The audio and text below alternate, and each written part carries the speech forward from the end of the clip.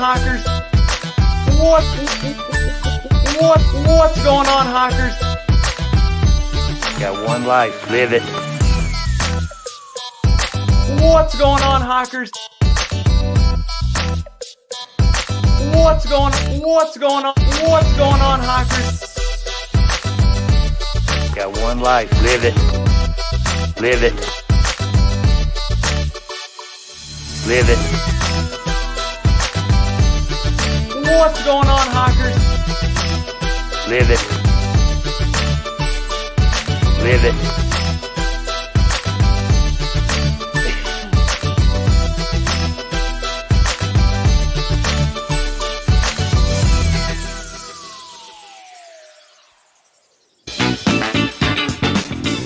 What's going on, everybody? Welcome to the Backpacking Podcast live stream.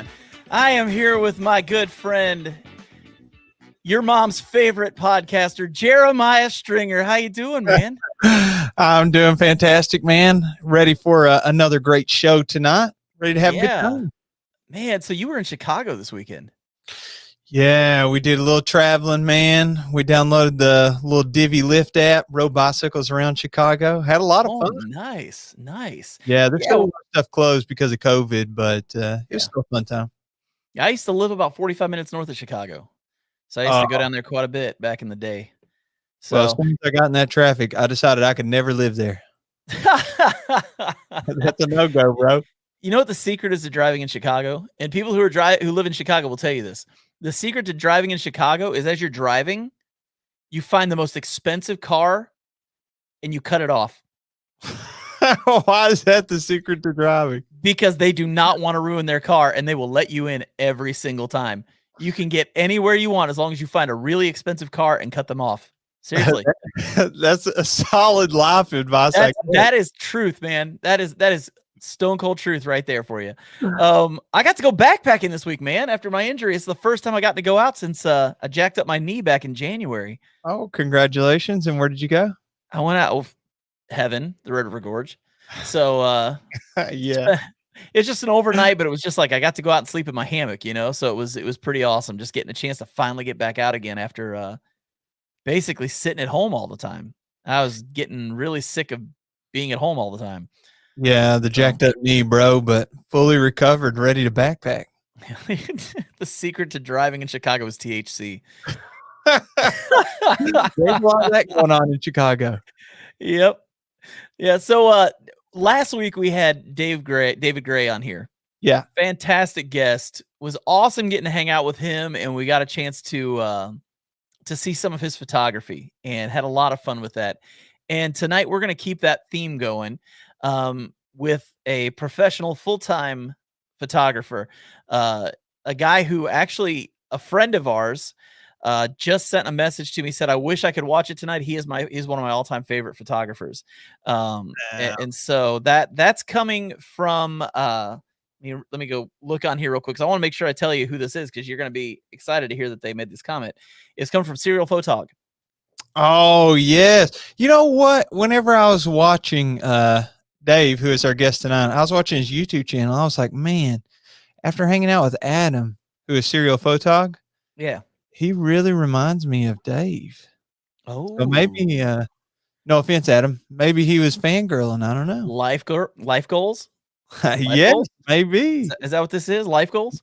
So real quick, if you are on here right now and you are not subscribed to the Backpacking Podcast YouTube, you're wasting your time, because in just a few months, we are not going to be on our channels anymore. All of these live streams will be on the Backpacking Podcast YouTube channel. So you want to make sure you guys are getting in on that and getting subscribed, so you find out when these live streams are going to happen, because they're going to keep going, but we don't want to lose you in the process. So make sure you guys get subscribed to that channel.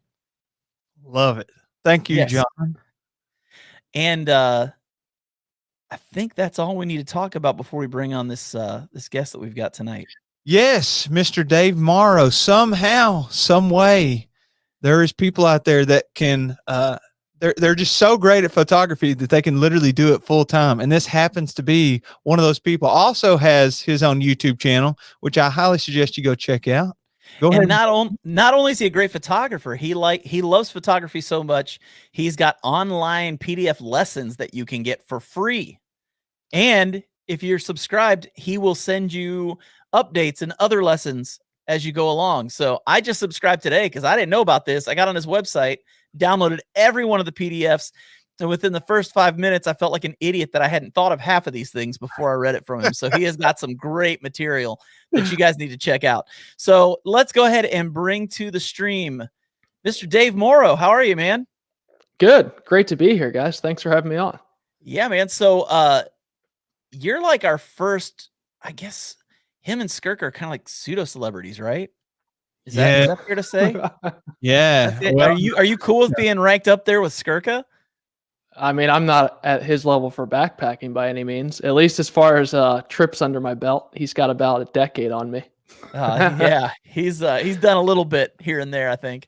So yeah, looking behind you, you're a backpacker, man. You're like hardcore.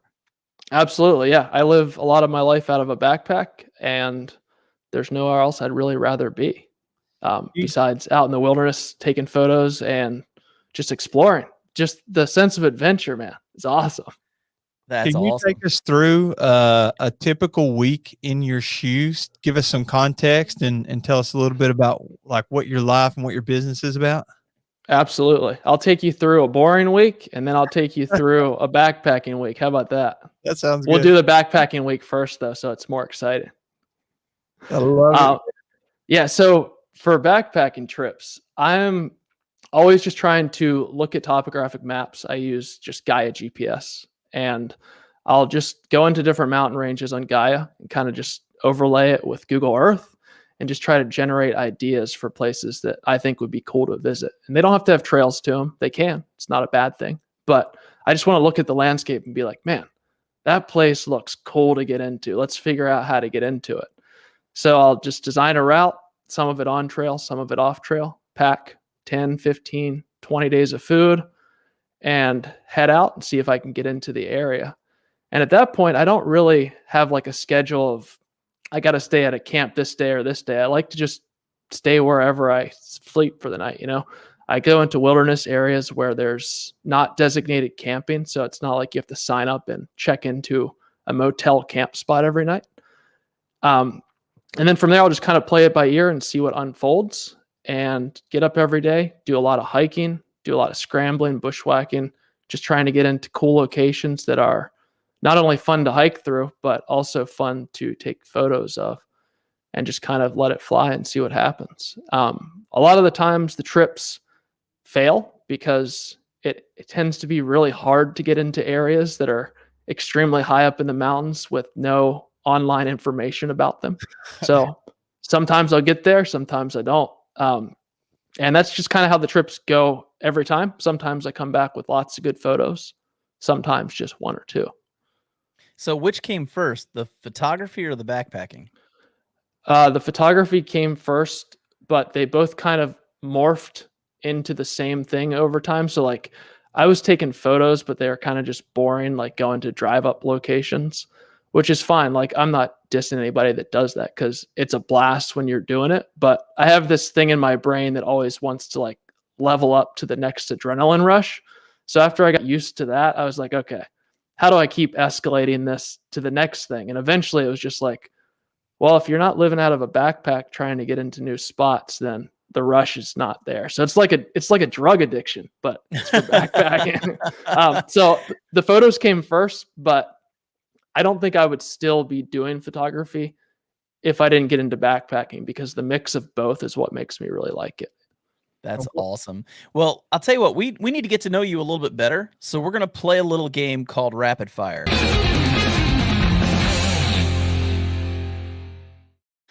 So be very afraid right now because we are about to delve deeply into who you are as a person. Terrified. And we have this game where we ask the questions and you have 2 to 3 seconds to answer. Now, when Jeremiah answers these questions, he does a Kentucky 2 or 3 seconds, which is more like 10, 15 minutes. But what we're going to do is we're going to ask Jeremiah to go ahead and take his headphones off because he is not allowed to listen to your answers. That way he can't give a false answer trying to sound cooler than you. So Jeremiah, go ahead and take those off. And we're just going to shoot through some questions real quick. And as you answer them, I'm going to keep them here on my really high-end scoreboard, which is just the notes app on my Mac. And I'm going to just type in the answers as you give them.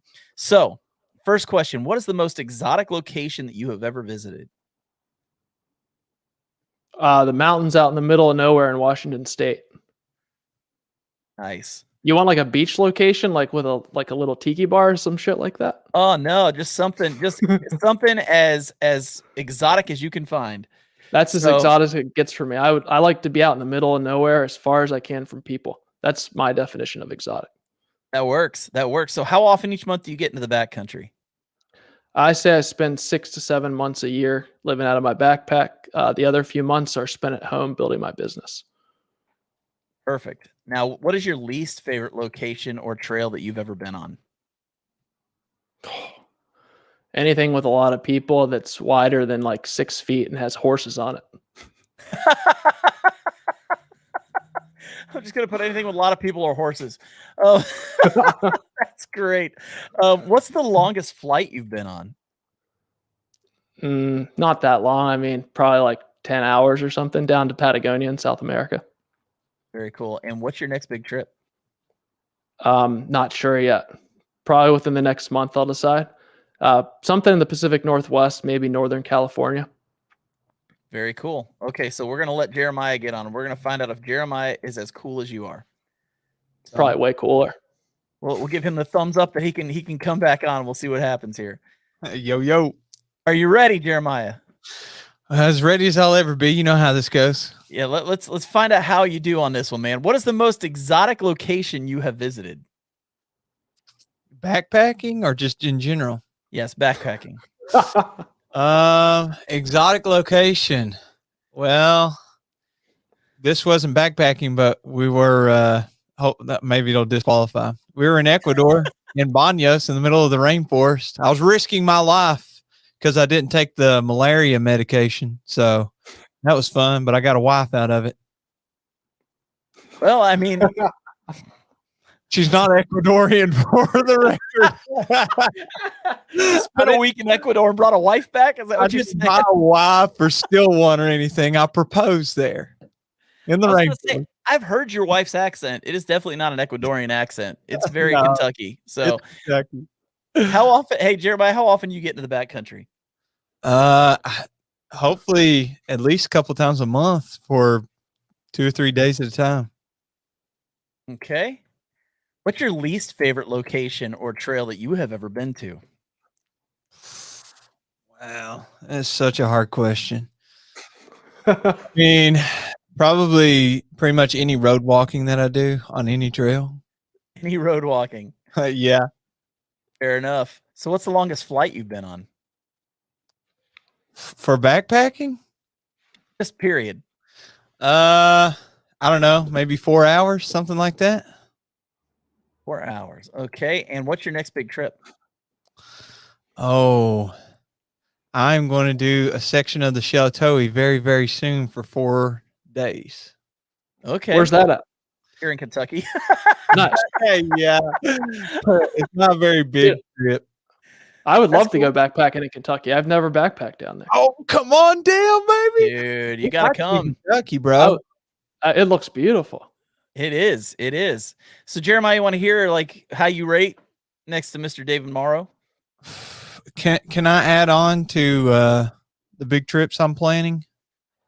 Well, I just asked for your next one, not next big trips. This is not a plural. Well, I thought I was disqualified because the Sheltowee wasn't a big trip. I didn't even give a good answer. If you'd rather say something else is a big trip, you can. I'm not going to tell you no because I'm not that kind of guy. So give me your next big trip. Hopefully, at some point this summer, I'm going to be able to revisit some of my favorite memory spots on the Vermont Long Trail. Ooh, that's a good one. Haven't told anybody about that yet, so you heard it here. Wow, dropping bombs on us. Okay, so here's the deal. Here's what we found out. What's the most exotic location you visited? For Dave, it's the Washington Mountains, but you were saying like out in the middle of nowhere mountains, right?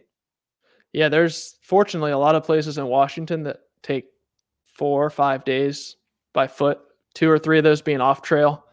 that it's just so rugged and diverse as far as the terrain that it's just hard to get out there. Nobody really looks to go out there. So if you have a lot of time, you can get out there and Yeah. you know how to plan logistics of food and caches and stuff like that. Nice. So it's pretty protected in that way, which is nice. Yeah. Well, just so we know, everybody's getting on here with comments about the Kentucky 2 or 3 seconds. Here comes the Kentucky 2 or 3 seconds. Fun, but I got a wife, and it's never rapid fire with Jeremiah. So, Dude, I got a problem with I can't do rapid fire very well either. We both talk forever. That's because we're from the Appalachian Mountains, man. You're like the southern end of the Appalachians. I'm up at the northern end. there you go. There you go. Yeah, it gets you talking. And people are saying, they're like, wow, these people look famous and have accents like everybody. So ask how often you guys get out to the backcountry. And Dave said 6 to 7 months a year, like total time. That's a lot of time. And you're about twice a month. So that would equal like 3 months. I don't know. We'll go 3 months. We'll go 3 months. We'll say 3 months to make you sound really, really cool. Very generous. Yeah, we'll go with that. Least favorite location or trail you've been on? Dave said anything with a lot of people or horses. And you said road walking. So it looks like Dave's got you on miles in the air too, because he has a 10-hour flight compared to your 4-hour flight. I hardly ever fly anymore though. So, and the last was the next big trip. He's talking Northern California and you're talking Vermont. So there's 2 great locations, man. 2 great locations. I want to know how Dave does these 10 days worth of food and like how much are you caching? I've only had to cache food a couple of times. Yeah. Oh, go ahead. Sorry. I just don't know how you're carrying like more than 5 or 6 days. Making my own food. So just getting the calorie density way up. I can carry, with camera gear included, I can carry 10 days without a cache. Any more than 10, it's pretty hard without a cache. So I just make all my food bulk and then I dehydrate it and I just put it in like little plastic Ziploc bags. So it's like day by day. And then I just eat tons of olive oil with that stuff. Basically the dried out foods like quinoa, a bunch of veggies, like protein, greens, stuff like that. Then lots of peanut butter, lots of olive oil, and then like greens powder and stuff like that. And then some multivitamins. And I just eat the same thing basically every day, but flavored differently. Oh, wow. Proteins. Yeah. As far as protein, just quinoa and brown like basmati rice, but it's all just dried out. It's not dehydrated, but it's dried out. Yeah. That's cool. Or not freeze dried, I should say. It's dehydrated, not freeze dried. So I'm pretty much guaranteeing you're talking framed backpack all the way with what you're carrying. You're not doing frameless backpacks with your stuff, are you? I just use the Hyperlight 5400, I think, whatever the biggest Hyperlight pack is. So it does have a very small frame inside it you can take out, but yeah, it's such a minimal weight that you might as well just keep it in. Yeah. So are you minimalist then when it comes to, like, I'll carry a 65-liter pack and still have to put some stuff on the outside. And you're carrying, and that's for like an overnighter or 2 or 3 nights. And you're carrying a 57-liter for like a week and a half. Yeah, I mean, a lot of it's just it's mostly just camera gear. I'm super minimalist. Like, it would be an ultralight setup if I didn't have camera gear and lots of food. I mean, the base weight, I would say for like summer, probably around 18 to 20 pounds ish without camera gear. Add camera gear in there, it's like another 8, and then add a tripod and it's another like 3 on top of that. So it's light if you don't have all the extra equipment, like the camera shit. Yeah. But I can fit everything in that pack without having anything on the outside besides my tripod. Well, that's pretty impressive. That is very impressive compared to, like, I'm taking just a bunch of ridiculous stuff, I guess. It depends on the trip length too, right? Like if I do like a 3 or 4 day trip, you obviously take a lot more nice stuff. It depends like what you want to do. You want to relax and hang out, or are you trying to go out and get photos and like work every day? Depends. So depending on the trip kind, I kind of mix it up as far as what I pack. That's cool. You Hey, ever we got a really cool comment in here. I just want to throw up real quick. I'm going on my first backpacking trip in July to the Wind River Range for my 12th birthday with my cousin and our parents. That's pretty sweet, man. Get out there Nice. young, man. Get out there young and get on it, bro. I hope you wanna get like out there as much bugs. as you can. July in the winds is fantastic for bugs, but it's going to be really nice. It's really, really nice out there that time of year. Bugs and snow, though. Yeah, man. Yeah.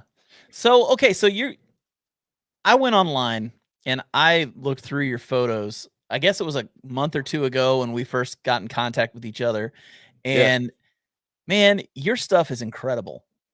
Thank you. I I mean, appreciate that. it's absolutely incredible. And I want everybody to see this. And if you don't mind, I know like one of the things I love, we talked ahead of time and you do Mhm. something I really appreciate. You don't geotag where you are. You don't send out like the location of where you are. Do you want to give a little bit of that before we show these photos so people understand why you don't do that? Yeah, absolutely. I actually really appreciate you bringing that up. So, I've been doing photography for, I don't know, about 12 years now. And when I first started out, it was like the start of Facebook, the start of Instagram, all that stuff was just coming around. So, a lot of people were sharing locations, and it seemed like it wasn't a big deal then. And what happened over time is people would share locations of once beautiful spots that it's awesome for people to go visit those spots, but the problem is they can't take mass visitation as far as the wilderness landscape goes. Things that might seem like they can't be destroyed can easily be destroyed out in the wilderness, even if it's just like greenery or trees or just like moss and stuff like that.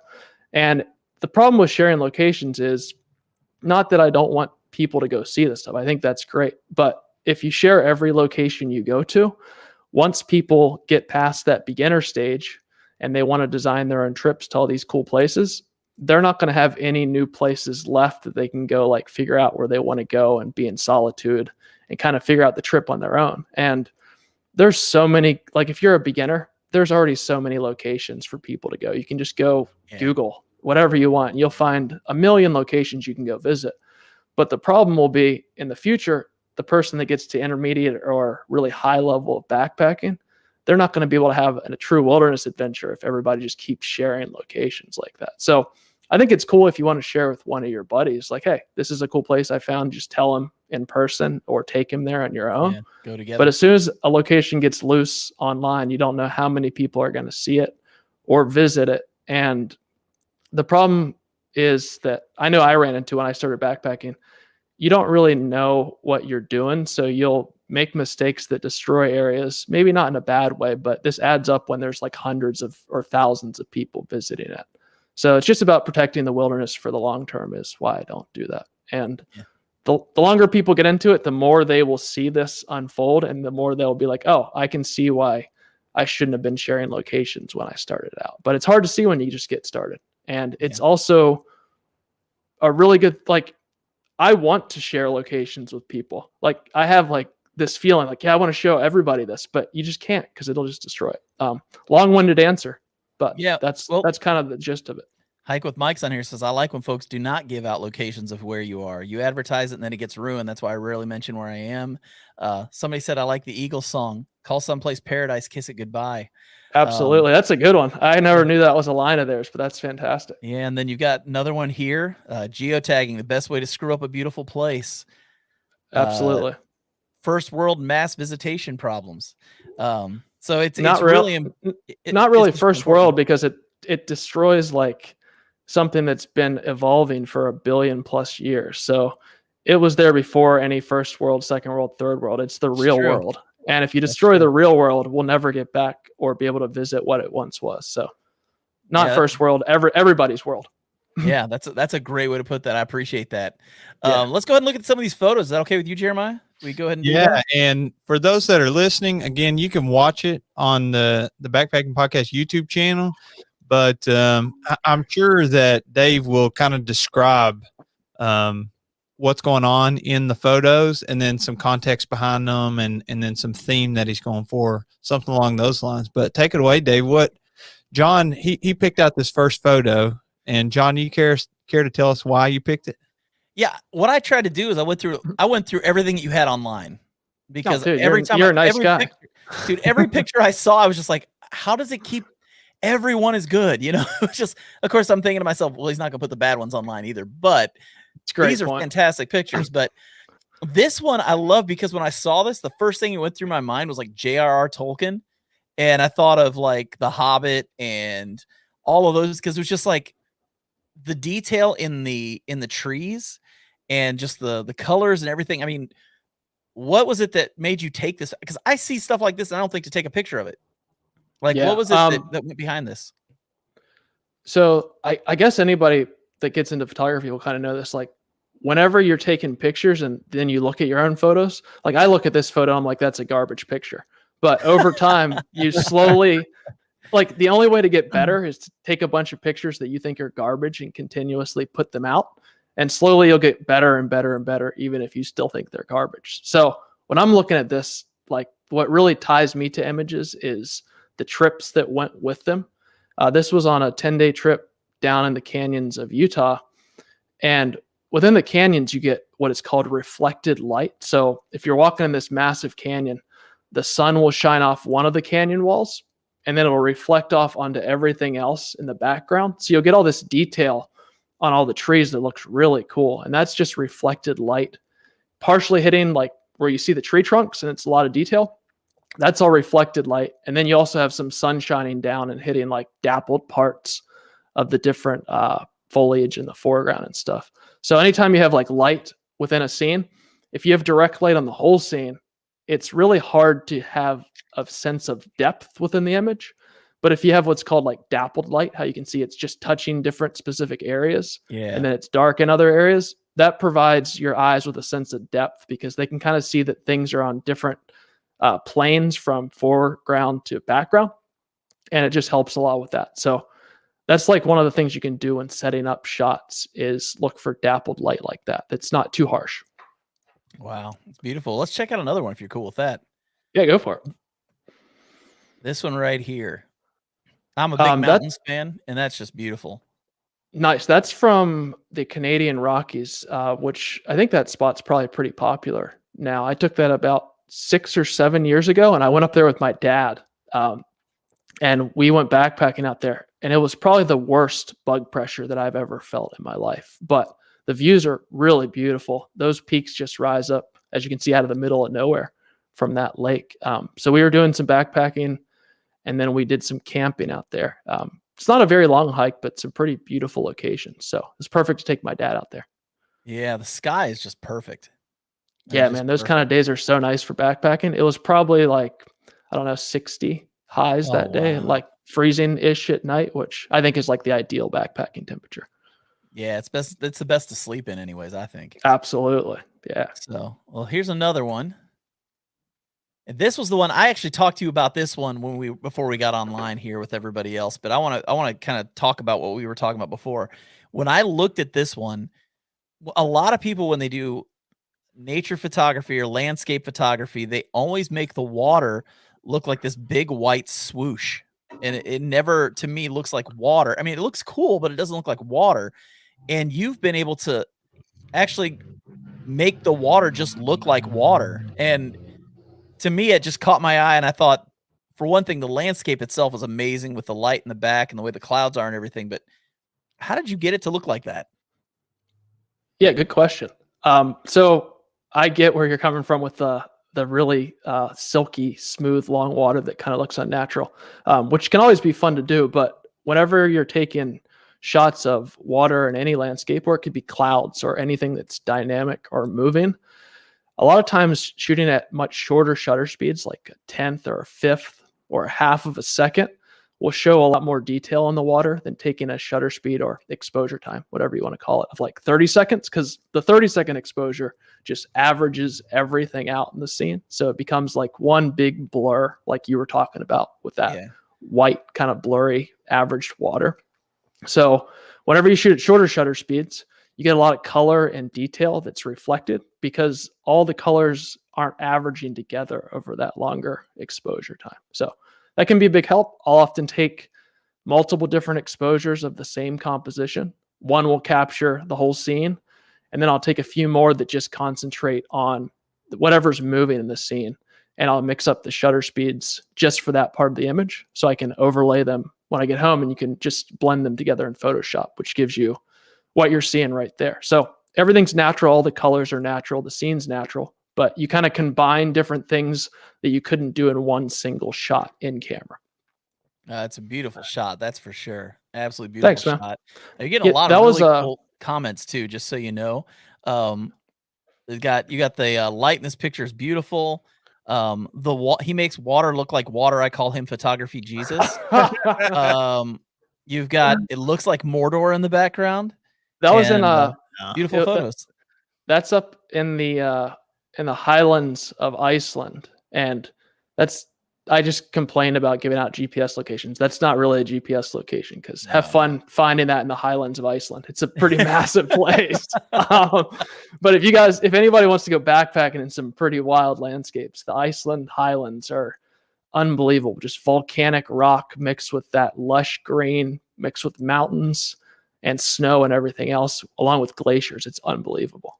Yeah, it's Good absolutely spot to beautiful. explore. So you That's do a awesome. lot of this stuff solo? Yeah, I do.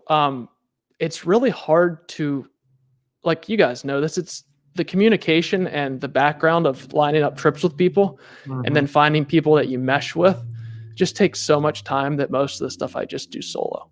I still go on a few trips a year with my friends, but it's more just like a friends trip where we hang out and drink whiskey at night and just talk crap on each other all day.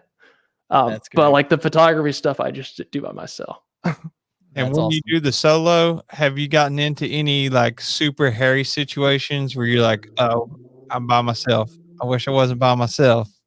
And I'm not really sure what to do here, or something along those lines? Yeah, I guess there's always the scariest situations for me are pack rafting solo, because if you make one small error, you get caught on like a rapid or something. There's nobody to help you out. So I think there's a lot of times that it's just always running in the background. There's like this high level of tension. And at night I can feel like loosen up a little bit, like, oh man, another day safe. But it's normally not running into something that at the moment I'm like, oh man, I'm stuck here. But I mean, you can get hurt at any time. I would recommend to anybody that wants to do solo trips, first, get really good at backpacking with friends. So you feel comfortable. Second, really know how to navigate. And by navigate, I don't mean just pushing like the GPS on your phone when you're on a trail. By navigate, I mean when you're actually really lost in the wilderness, you'll start freaking out. And if you don't know how to get out of there, you're not going to figure it out there on the fly. And the third thing, go get a wilderness first responder if you're going to do a lot of trips by yourself. It's a 10-day intensive course that teaches you how to basically be the first responder to an emergency incident. It doesn't make you invincible, but it sure does allow you to do a lot more than you could without it. So those are like my crutches that I use to justify to myself that I'm not doing stupid stuff. But sometimes, I mean, you're still just going to be in risky situations. And if you want to do it, it's something you'll have to just deal with. But it's probably still way more dangerous driving to the trailhead. Highways are real dangerous. Yeah. So I try to keep that in mind, but it's definitely can be scary at times. I mean, you're out there by yourself. You could always, I mean, helps to have a Garmin inReach Mini, but Yeah. also doesn't make you invincible. But That's it the helps. truth.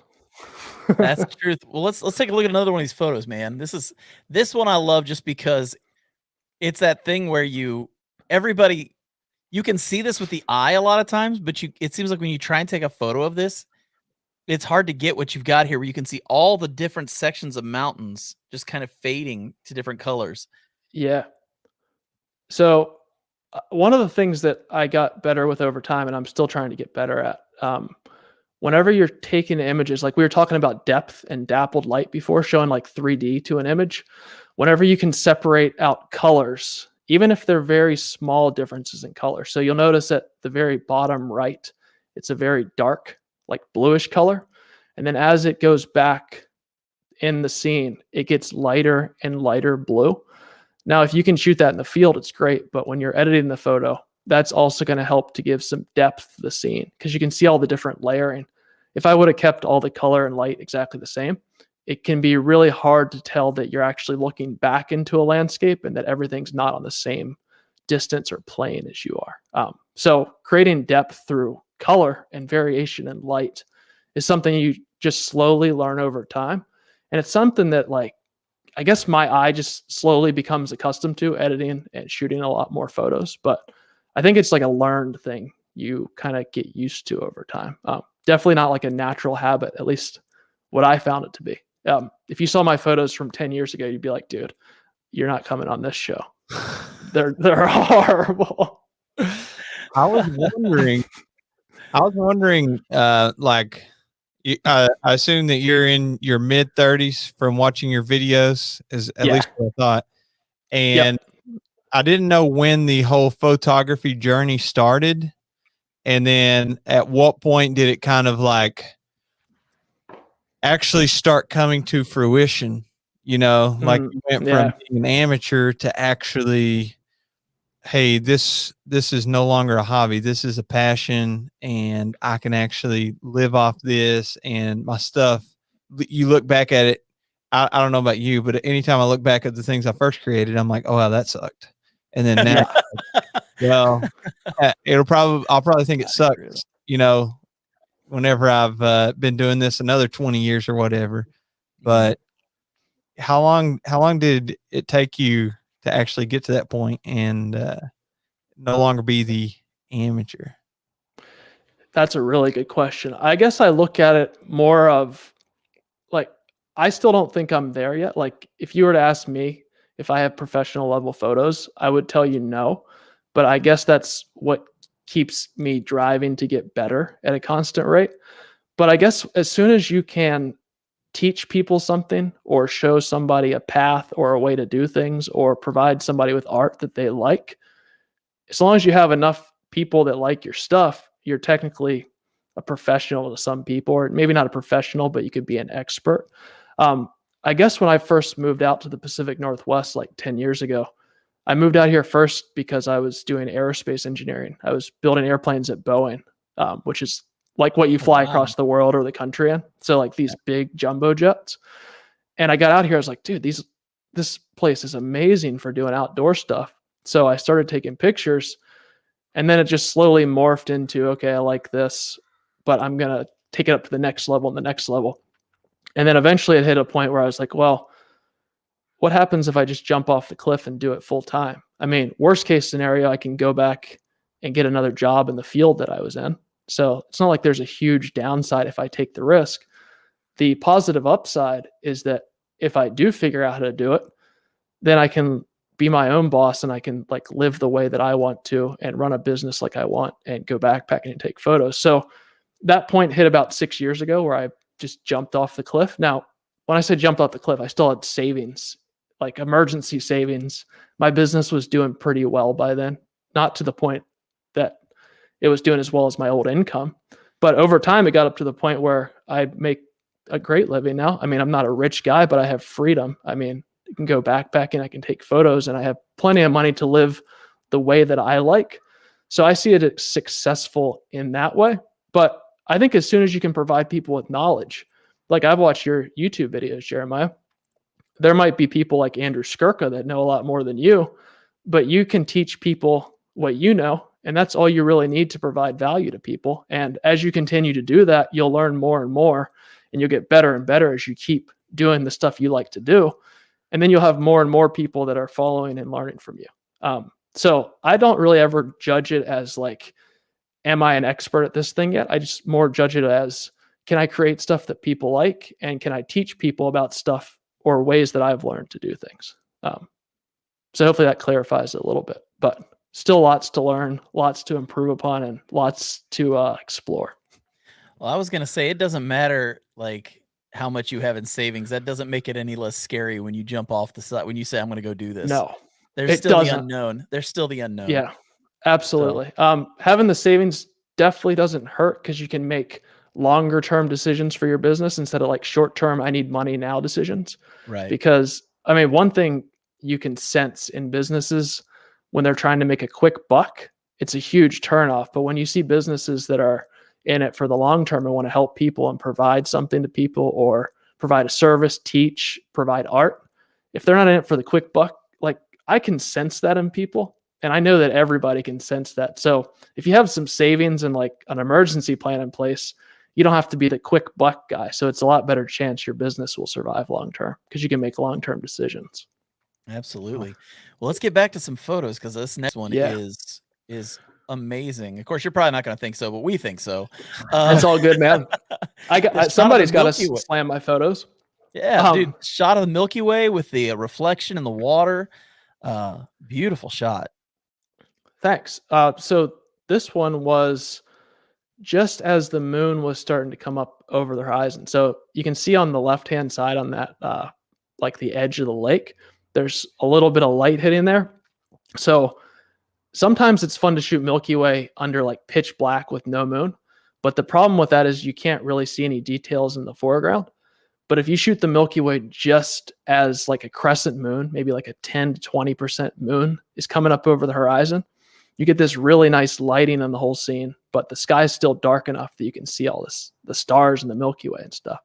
Now, if you were to shoot under zero moonlight, the Milky Way and stars would be a whole lot brighter and you would see a lot more. So you have to kind of decide, well, do I want to show foreground detail or like detail in the landscape and the Milky Way? Or do I just want to show the stars? Just want to show the stars, just shoot it under no moonlight. If you want to show some of the surrounding landscape that helps kind of fill in the story of the scene, that really small crescent moon just peeking up over the horizon is awesome for it. I saw this question asked earlier, and I'm always curious about these night scenes because I don't really practice photography. I'm terrible at it, but it's all good. Whenever I do some photography, there's a lot of editing. And in fact, every YouTube video that I make, it has to have two really important things before it can even be a good video. One is a title, a clickable title, and two is a great thumbnail. And it's so hard. Yes, it's very, very difficult. Yes. And even doing the thumbnail, I mean,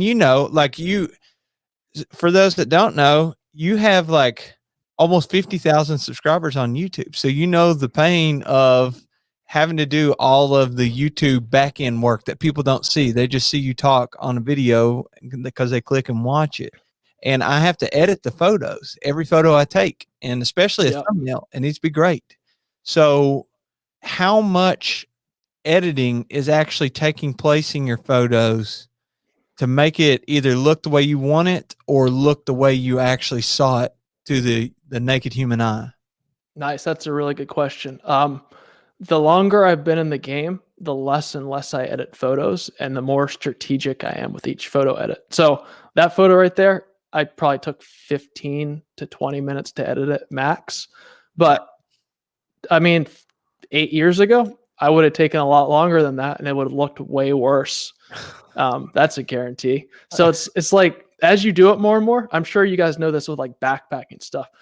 Like when you go on a backpacking trip and you're out there for 8 days, I don't know if you guys do this, but you pack and unpack everything and you get in this routine of like, this thing goes here in my pack, this thing goes there in my pack. And you really dial it in. And by the end of the trip, you're like, oh man, my packing and unpacking process is perfect. Everything goes in this spot. When I take everything out of the pack, it goes to this spot to the tent. And that's that. So like the process of photo editing can be very similar.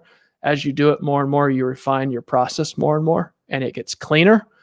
And then it just doesn't take as long to do anything. I mean, go backpacking with somebody that's going for the first time and watch them every night and every morning. They'll spend 3 hours getting their stuff unpacked. And then you watch like somebody like Andrew Skirka, he'll take like 10 minutes because it's just ingrained into the muscle memory, right? And the same thing goes for photo editing. So not long anymore. I would say the max I take is like an hour to edit a photo. That's cool. Somebody actually has a question about this picture in particular here. He said, is the foreground a different pic than the Milky Way? It's dark, and I assume there was a longer exposure, 10 seconds, so I just wonder how the foreground is dark. No, they're one single image, and what you can do is you can do what's called double processing. So I will take one raw file out in the field. That's just what they're called, raw files. So it captures the whole scene, and from that file, you can put it into Photoshop, and you can basically adjust it as far as the raw settings in the file go 2 times so it mimics like 2 different images, and then you can blend them together. But I prefer to just use one file if at all possible, because it makes things way, way easier. Excuse me. So an image like that, I probably took that at, I don't know, I probably focused right about where the core of the Milky Way is in the water. And I would say that it probably taken at 20 seconds, 14 millimeter focal length, and ISO like 3200 or something. And then I cropped it down because it's not a standard 3x2 crop. There's a bunch of dead space on the sides that didn't really help, so I figured I'd crop it. Yeah, the picture is I mean, it's a phenomenal photo. It's an absolutely phenomenal photo. Thanks, man. I really appreciate it. Yeah, that was. Sorry, John. Go ahead. Oh, you're good, man. Go ahead. I was just going to point out, some people may have the same misconception that I had before I started. You know, my journey was I got into videography, doing YouTube, got a little bit into photography because you kind of have to whenever you're doing videography, a lot of the same elements. And then I discovered Photoshop is not some dirty word that can only be used to like make girls' butts big and to like move pimples.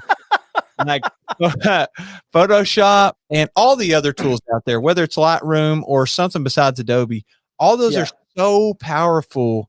And you know, the best thing I think that you can do, and you may be able to attest to this, is you get everything dialed in settings wise. That's going to make your editing a lot easier, a lot more smoothly, and you have the right information actually hitting the sensor. But absolutely, I just want to point out that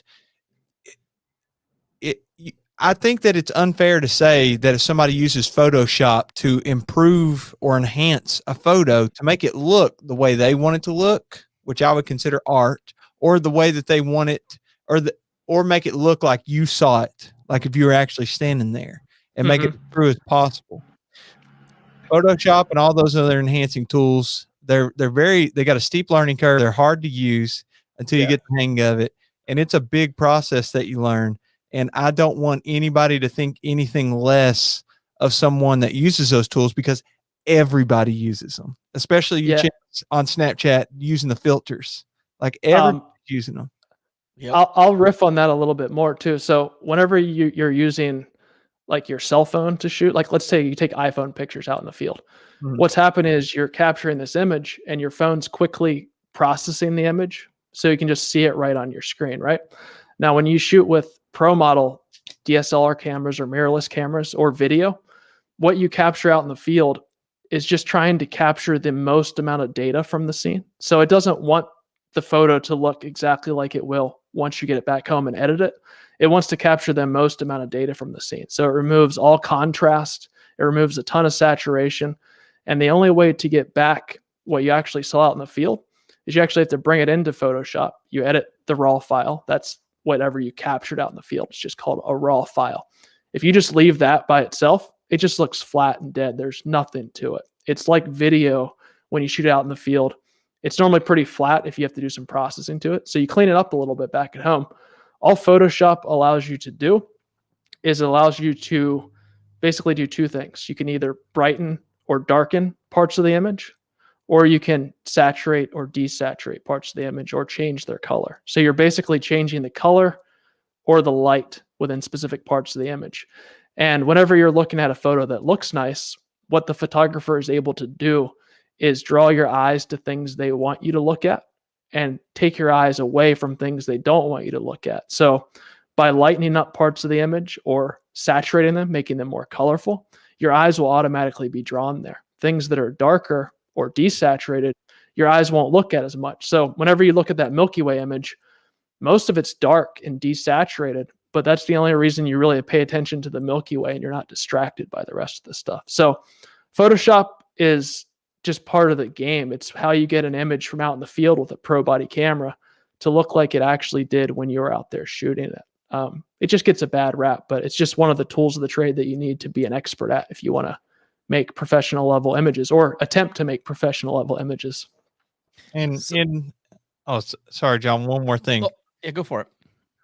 In Photoshop's defense, and those people that that say it's a bad thing. You can heavily manipulate images. You can take out power lines. You can do pretty much anything that you want and manipulate an image to make it look the way you want it to be. You can use it as a tool to 100% change what it actually looked like. Mm-hmm. Yeah. Okay, go ahead, John. Well, we just had a comment on here, and I'm curious too. Do you softly say "got it" after snapping the pic, like when you know it's a good one? Like you just get hilarious. like, that's the one right there. That was it. Do you ever get that moment when you're taking a photo? You would think so, but the funny part is when you're viewing pictures on a little camera screen back out in the field, same with video. A lot of times what you think is a really good composition or everything's perfect, once you see it like full size or even like on laptop or big desktop screen size, there's a lot of small details or things you didn't see on the back of the screen when you're capturing it that kind of screw the photo up. So sometimes you think that and you get home and you're like, oh, I was totally wrong. And then other times out in the field, you'll take some shots that you think are garbage or that aren't your favorite. And you'll get home and you'll be like, oh man, this one actually is one of my favorites from the trip. So it's kind of a big mind game from what you think you got that was good out in the field to what actually converts into a good image once you're done editing. Very hard to guess, but yeah, sometimes I say that and I'm always wrong. That's great. Well, here's another shot. Here's another shot I want to throw up here real quick because this one's a little different than the other ones. The Aurora Borealis. Nice. Yeah. Oh, go ahead. I cut you off. No, I was just, where in the world were you? I don't want to geotag or anything, but like what part of the world were you in when you took this? That's in Alaska. In northern Alaska, up above Fairbanks, about 3 hours. That's a level 9 storm, so you don't see those too often. Usually you see, like, if you're lucky, like a level 2 or 3 storm. So we had 3 nights of like level 8 and 9 storms, and it's like a psychedelic experience. It's moved so quickly through the sky and shifts so constantly that it's hard to even shoot. So like if anybody's taken Northern Lights photos before, if you're shooting like a level 2 or 3 storm, the aurora doesn't move that quickly in the sky and it's not that bright.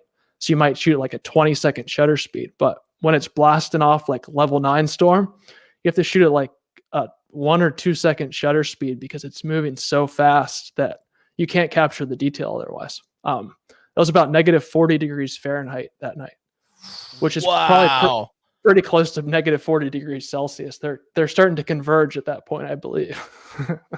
Wow. Dang, And man. do you battery will last for about 2 minutes in that condition. I bet it sucks the battery out of it. It's horrible. You got to keep them all, like, you wear like a massive down jacket. But you just keep them tucked right next to your body and you have like 8 of them. So your body temperature's keeping that backup slightly warm and you just cycle them in and out constantly. Now, do you have to, in this photo and just typically, and it could be a mix, are you mostly setting up the tripod and are you using a remote so that you're not shaking the camera or using a camera app or something like that? Or do you sometimes run and gun too? Yeah, good question. I will, as cameras get better and better, you can run and gun more because like around sunset, you can shoot handheld and just crank the ISO up a little bit, which basically lets you have a shorter shutter speed so you can shoot handheld. But for the sharpest images, you still want to use a tripod because any movement at all with the camera, and you'll see it'll be an out of focus image. So like that's set up on a tripod. I just naturally take all my landscape images on a tripod because it keeps them sharper, and trying to see if it's perfectly sharp on the back of the screen. It's okay in the field to like zoom in and see if it's sharp, but a lot of times you miss very small movements, and by using the tripod, you're guaranteed to have a sharper image. You can also shoot a lot wider range of shutter speeds on a tripod, and not have to constantly think about, oh, is the shutter speed fast enough to compensate for the tripod? So a lot of times what I'll do when I get to a spot for sunrise or sunset, I'll walk around with the camera in my hand, like before the light gets good, like an hour before sunset, and just point and shoot with my camera. I'll pick a few compositions that I think might look nice. And then I'll go back and review. Maybe there's like 8 compositions that I think might look cool. I'll pick out the first one that I like the most. And when the light's good, I'll go and concentrate just on that composition and I'll shoot it until I deem that shot's good. And then if there's still time left in the sunset, I'll move to what I deem to be the second best composition. So I'm not running all over the place, like hoping for the best, because if you just get one really good composition from a spot with really good light, you're good. You don't need anything else. People don't want to see like a slight variation of this and a slight variation of that. And that's one of the things I learned over time, is because when it's really good light, meaning like awesome sunrise or sunset or like aurora like that, if you're running all over the place trying to get an average shot of 10 different things, you're better off getting a world-class shot of just one specific thing. So usually I shoot tripod, but I set the compositions up before without the tripod, because nobody wants to use a tripod. It just yields better results. Yeah. The human hand doesn't sit as steady as we think it does. No, it doesn't. Same for video, right? I mean, if you shoot video on a tripod versus like moving around, GoPro's pretty good stabilization. Somehow it's unbelievable, but like, Doesn't make any sense. Yeah. it doesn't make any sense. But like, if you try with a regular DSLR or mirrorless, it just doesn't look as sharp, right? And even sometimes if they have, I say, even if they have stabilization, you're getting the wobble in the corners. Like, it may not be in your face, but it's out in the corners of the picture. So yep. And a lot of times, like if you shoot handheld for a still frame, you won't see, unless you look over the whole image, there'll be a little part of it that moves. So you'll have like something out in the corner that's out of focus. But if you shoot on tripod, you don't have to worry about that, unless it's really windy. Sometimes it's so windy that it's hard to keep it steady. Oh, and you asked about a shutter, like having like a little shutter release. Quicker, so you're not. Yeah. I just put a 5-second delay on the camera. So you push the shutter button once, it waits 5 seconds, and then it takes it, and that takes out any shake from like when you push the button. It'll shake the camera a little bit. Smart. You put that 5-second timer, just delays it. It dampens out that shake, and then it looks good. I just don't carry a timer because weight. You guys know the game, Right. Yeah. Extra battery, extra device.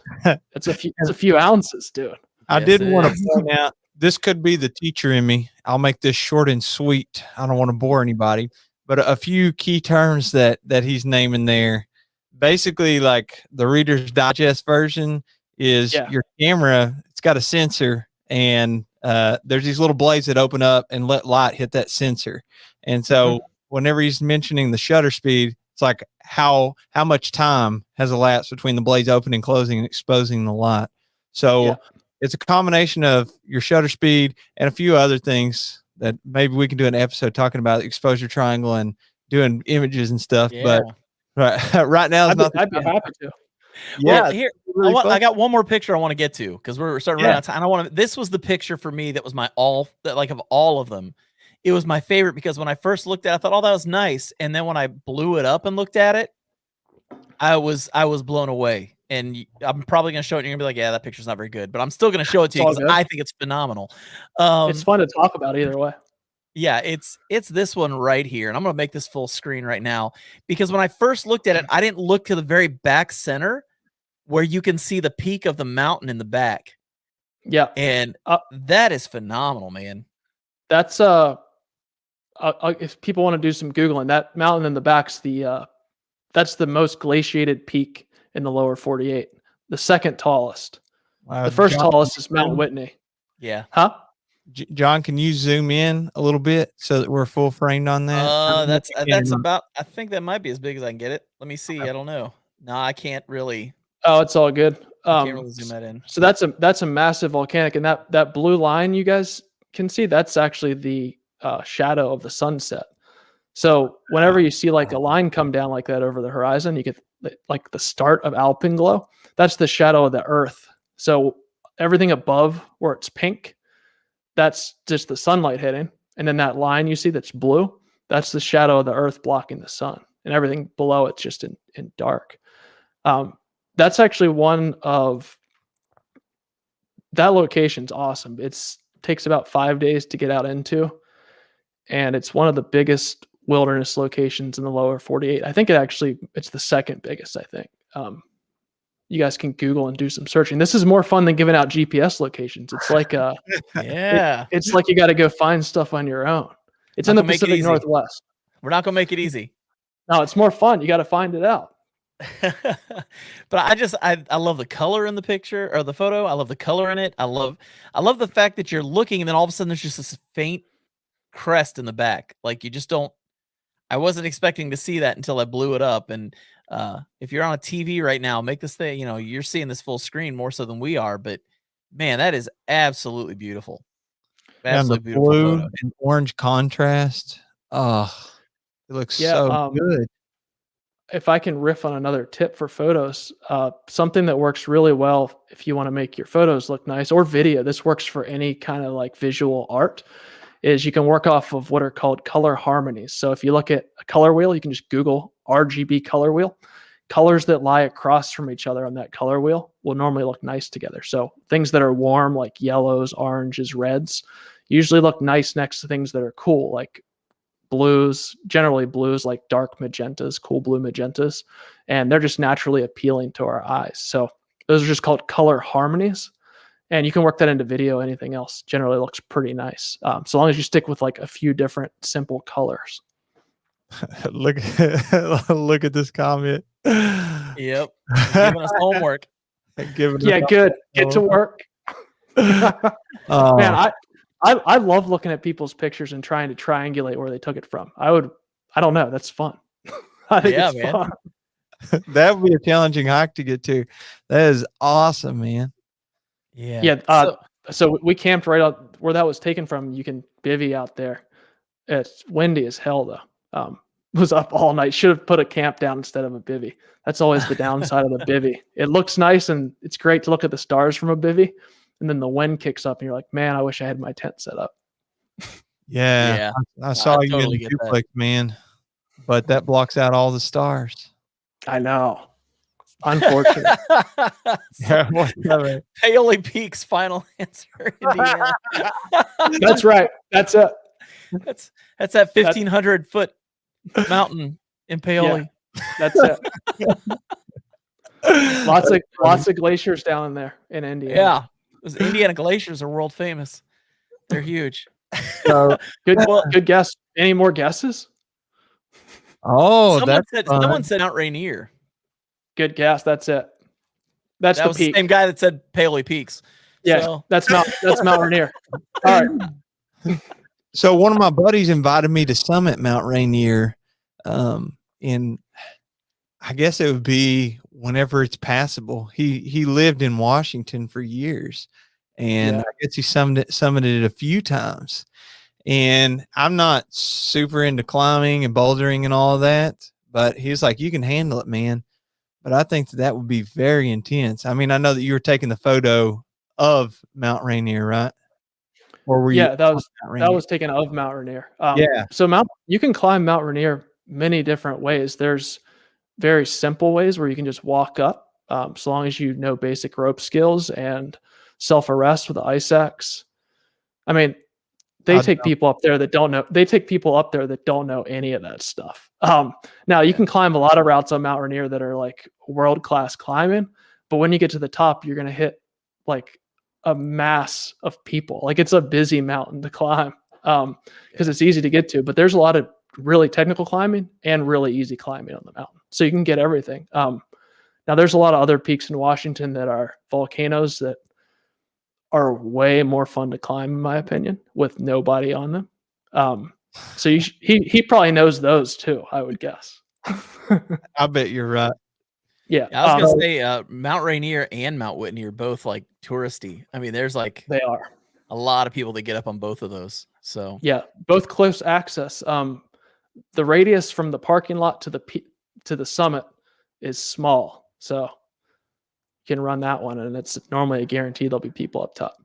Yeah, and you're not. It's not like you're starting from like zero on your elevation. You're starting at pretty high already when you get to it. So absolutely, that's the one crazy thing about hiking in the Pacific Northwest is like our peaks. Well, Mount Rainier is a massive peak. It's like 14,300 or ish. I don't know. I don't have it exact, but a lot of the peaks are like 12, 13,000. But when you're hiking into like the wilderness peaks where you're not driving up like Mount Rainier, you're hiking from essentially like 200 or 300 feet above sea level all the way up. And like you might think of going out in the Wind Rivers or something, or like the Rockies. Well, there you're hiking from, it's still really hard because you're at elevation, right? But you're not hiking up as high. You're hiking from maybe like 9,000 feet up to like 12 or 14. So the Pacific Northwest, like the variation in elevation is crazy. Have you guys ever read Fred Becky's books? No. No. Oh, you should watch this movie. It's called Dirtbag: The Legend of Fred Becky. I've He actually was out seen here. that. Yeah. Yeah, he was pioneered all the climbing out here. Every route has his name on it. Not everyone, but he's got some good books too. Not just about climbing routes, but like about the stories of being out here before roads, before a lot of people, when there was just like mining camps and you had to hike. Like now I can drive across the Cascade Ranges, which is the range that runs north-south in Washington State. There's a few ways you can like drive across it, and there's tons of wilderness between, but it used to be that there were no roads across it. So their approaches for a backpacking or climbing trip would be like 2 weeks on approach, and then you get into the trip. So it's like only 100 years ago. It's pretty wild. Well, I know when we did Kilimanjaro, we started at 5,000 feet. And I mean, you're still climbing 14,000, but we were already 5,000 into it by the time we got to the base of the mountain. So like when you're saying you're starting at 200 feet, it's not just the amount of elevation you're climbing, it's the difference in temperature and the oxygen levels and everything else. It's a massive difference between 200 feet and 12,000 or 14,000 feet. So it's pretty massive. The one thing I like a lot about, I like to go backpacking anywhere in the US, but the one unique thing about the ranges in the Pacific Northwest is that you go from like lush jungle rainforest up into subalpine and then alpine. And you can't get from one point on the map over to another mountain range without going all the way back down and going all the way back up. So you might go on like an 8-day backpacking trip and you're like at, I don't know, say 8 times like maybe 40K of gain over the trip. Wow. I mean, like 4,000 or 5,000 feet a day, because you can't just go follow like things straight through once you're up in the Alpine. A lot of times you have to drop down and go back up because it's just rugged, which is pretty wild because you have to see the entire transition of different ecosystem every time. Whereas like up in the Rockies, you kind of have that, but you're up pretty high already. So you're in the Alpine. Even in Denver, like you're in the desert Alpine-ish kind of place. So I just like the variation in ecosystem out here. It's pretty neat to see. Yeah, it's pretty amazing out there. It's a goal to spend at least a week out there at some point. I'm hoping in a few years to do the John Muir Trail, just because going through all of that would be amazing. Absolutely. You should talk to Skirka about some better routes than the John Muir Trail that are in that same area. Yeah. Ooh. I bet that he knows all about it, man. See, now here's the problem. See, it's time to say we've been talking for a little over an hour now, and we've got to let it go. So keep talking, dude. We may have to talk for a few minutes after this thing cuts off. So you piqued my interest when you said we may need to find a separate route here, because I'm all about finding places people haven't been and checking things out like that. So yeah, John Muir's like John Muir's super highway. Now some people like super highways, like they like it's like through hikes. It's like hiking the PCT, right? Like I'm not against hiking the PCT. It's just not for me personally, because like I just have other stuff that I'm into. If you like the hiking culture and like hanging out with people, you might love the PCT. It's all about finding the things that you're into. And of course the PCT is popular online, so everybody thinks that's the only option. But if you're into the other kind of stuff, there's also that stuff too. It's just generally not publicized as much because there's not as many people doing it. So I always try to look for that kind of stuff. Yeah. Well, we have been talking for a little over an hour, and I want to make sure people have a chance to find you online. So if you want to give whatever you want to give, I'll throw your website address here on the bottom so everybody can see it. Are there other ways people can find you online? Yeah, you can just go and type my name into Google, Dave Morrow, DaveMorrow. It'll come up. You can go into YouTube and type my name, or you can just go to my website, and that's the hub for everything. I don't have any other social media. So those are the 2 spots you can find me. Yeah, DaveMorrowPhotography.com. That's it. You guys can find everything right there. Thanks for listening, everybody. I appreciate you listening to my rambling rants for an hour and 10 minutes. No, it's been a good time, man. It's been a really good time. So thanks for being on. Jeremiah, you have any other questions before we close this thing out? I just think it's super interesting, man. So you love backpacking and you also do photography. And last week we talked to David Gray, and the photography aspect mixed with the backpacking just brings a different dynamic with, I mean, just in general, but on the podcast. And I want to say thank you for helping us be different, and it's just so interesting to me. It's like a completely different door that's open that also is a part of nature. So the landscape photography, dude, amazing. Thank you so much. And I'd love to talk to you again at some point in the future and get more into some of the trips that you've been on, some of those awesome experiences, and just advice as well, because you're out there like 10 days at a time, half the month. So, I'd love to follow up with that. I'd be happy to come back on. I'll talk to you guys anytime. You just let me know. I appreciate it. Well, That sounds awesome, man. That sounds awesome. Thank you for being on, and hang out in the green room for just a few minutes. Eat some of those green M&Ms we've got in there for you. Oh, I will. And we'll chat with you in just a second. Later, guys. Thanks for watching. See you, man. See ya. Man, I'm loving this. Like 2 weeks of photography is really cool. So if you were listening to the podcast right now, make sure you get home and get online, go to the Backpacking Podcast YouTube channel, subscribe to it, because that's the only way you're going to get to watch these live streams in a couple months. And make sure you watch this so you can see these photos, because they are absolutely amazing. And if you just want to go to his website and check it all out, his photography is amazing. Yeah, DaveMorrowPhotography.com.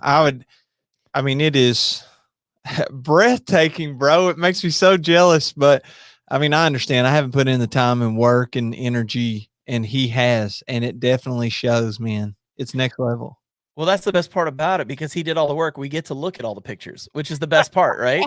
So it just some phenomenal stuff. But next, we got 2 great guests coming up next week. We got Justin Sylvester is coming back on. And if you got a chance to listen to his episode or watch the live stream that he was on, he talked about his friend Randy, who is blind, and he took him into the the mountains of New Hampshire. Is that right? I can't remember if it's the Watts or the Adirondacks. I can't remember. It's an epic story, but it's not actually next week. The live stream is on April. It's in 2 weeks. 12th. Yes. That's our next guest in 2 weeks. Next week's vacay, baby. That's right. I forgot Jeremiah's on spring break, and you don't ask a teacher to do something on spring break. That's something we don't do. So in 2 weeks. Yes. That's right. In 2 weeks, Justin Sylvester and his friend Randy are going to be on here, and they're going to talk about that journey that they went on together, which I find to be one of the most fascinating stories. And not only that, that's also where Justin found his wife. So what an awesome story to tell, and we're going to get to explore that a little bit more here in a couple weeks. And then the week after that, who do we have on, Jeremiah? We have April 19th on the live stream. Of course, the audio and video on the Backpacking Podcast will be published later, but we have Julia Sheehan. That's right, Julia Sheehan, fresh off the AZT, fresh off the Arizona Trail.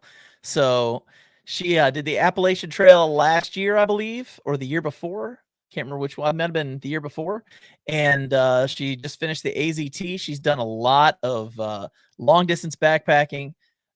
Really has a cool Instagram page and does a lot of stuff on YouTube. So we're excited to have her on the show here in a few weeks.